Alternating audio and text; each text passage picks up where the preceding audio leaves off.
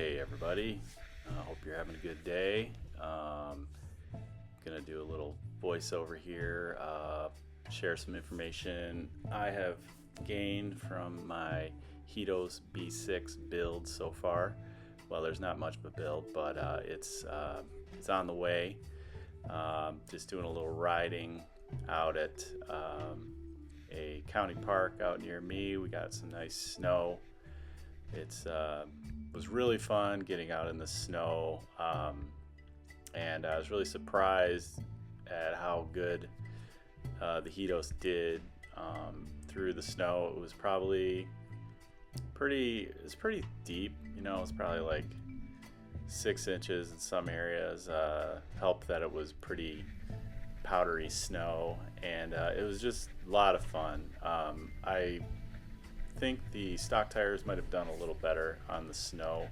The Allscape tires that I got, I aired them down quite a bit, and they did pretty well, but I think they're kind of harder tires. They're thicker. They're not as pliable as the stock tires, so I had to kind of take it easy. They would still kind of slide out in the grooves and on corners and stuff, so it was a lot of fun. I probably only got it up to, probably topped out about 15 miles an hour.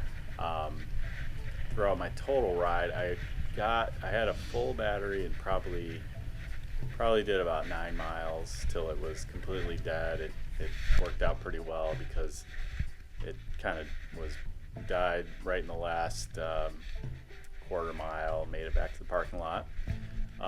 So currently the only upgrade I've done is the rear shock.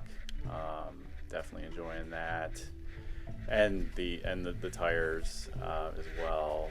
And over the past week I've done a lot of working on getting my whole front fork and tire and rim setup going, and that's been more of a challenge than I expected.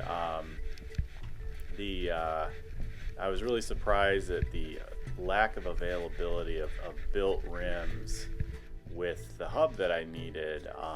I really wanted a through axle in the front rim, and I was not too many options for through axle fat forks, so I was looking at mainly the KKE, which I did order and it did arrive. It's a nice looking fork. I'm really excited to get that on. It's lighter weight than the stock fork as well, and it just looks like it's way better built, and it seems to function really well without putting it on yet. Just the damping and all the adjustments seem to work pretty good. So I went to the bike shop, and they said, this hub size, which was 150 by 20, is not as common. It's more 150 by 15 millimeter. So they had to kind of do some searching around, and they found one, or a couple options. I'm still waiting back to see the cheaper one, what the availability will be for that. But that brings me around to my other discovery, is if you want to build something with these good components on it, upgrade it, it's really going to cost a lot of money. It's going to come down to a lot of money, and I'm enjoying the build, but if you really want to get the most bang for your buck and get the quality components, there are some better options for sure. So for pricing for my whole front end, I got the KKE shock. I got that through Amazon. It was about $370 altogether. There are some other sources for that. Doesn't really look like you'll save that much if you get it directly from China, which probably isn't it's, you know, you might save 50 bucks, but the shipping is so expensive. So then on to the front wheel cost. I ended up found a pretty decent wheel through Grin Technologies, just a bare wheel, and that was $40. Shipping was like 60, so that cost me about 100 bucks. And then to build the wheel, it's going to be at the shop $80 to build it. Spokes are like 32 spokes, like $2 each, so like $64 in spokes.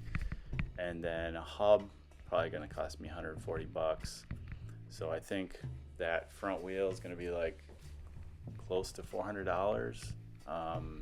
So between my forks and my shocks, between my forks and my wheel, it's going to be almost, what is that? Almost $800. So that's a lot of money.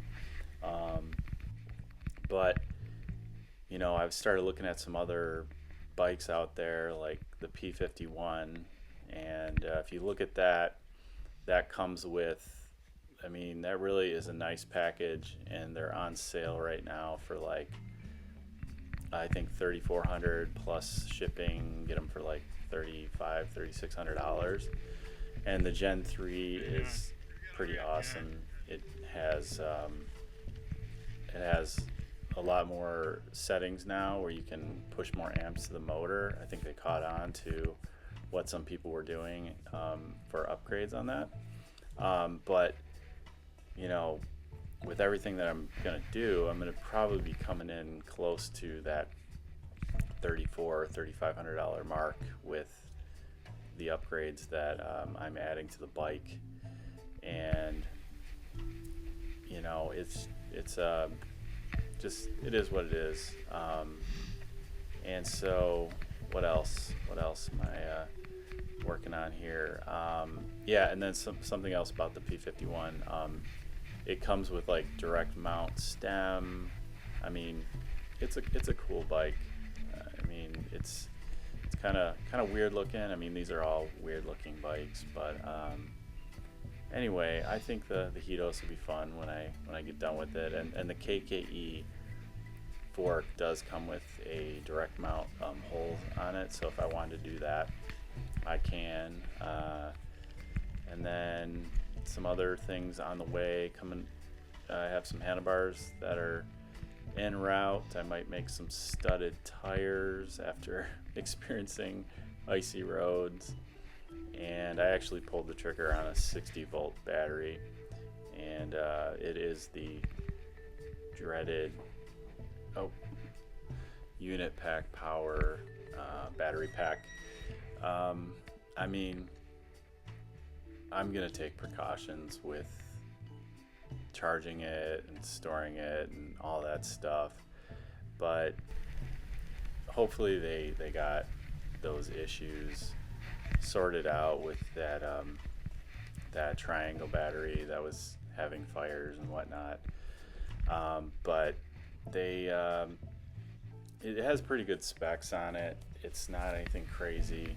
I think it's got a 50 amp BMS on it, and hopefully they are paying attention to quality control, and they are a big battery supplier, so it is in their interest to have quality battery packs out there. And I imagine the BMSs that they're putting in them are getting better as time goes on, so it's kind of a temporary thing. I just wanted to get something that would immediately give me some more power. I don't need to push tons of amps on this right away, but if I could plug that in, and then in the controller, the stock controller has a setting for a 60-volt battery, so I think I'll get quite a bit more power out of it. I think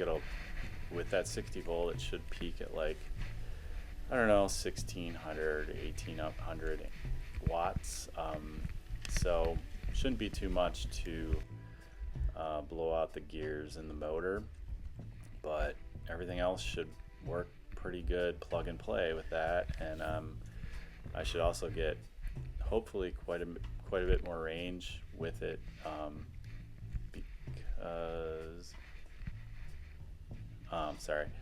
because it's 20 amp hour and then the 60 volt, so I got a lot more watt hours going on, and I'm excited to do that.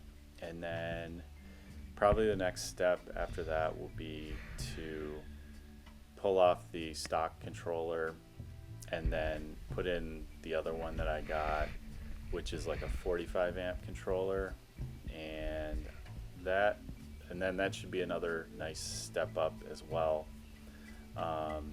So it's kind of, I just want to do it incrementally to see how it goes, see how each upgrade improves the power until I kind of hit the limit with that rear motor, and then I'll upgrade the motor. That would be the final step, and along with a lot of other things. But speaking of the those wheels, those mag wheels, when I've taken them off the bike, they are way heavier than I expected them to be. So that's one nice thing about getting the spokes up front. I'm gonna drop probably 10 pounds on the wheel itself, and then the new fork is gonna drop about 2 pounds.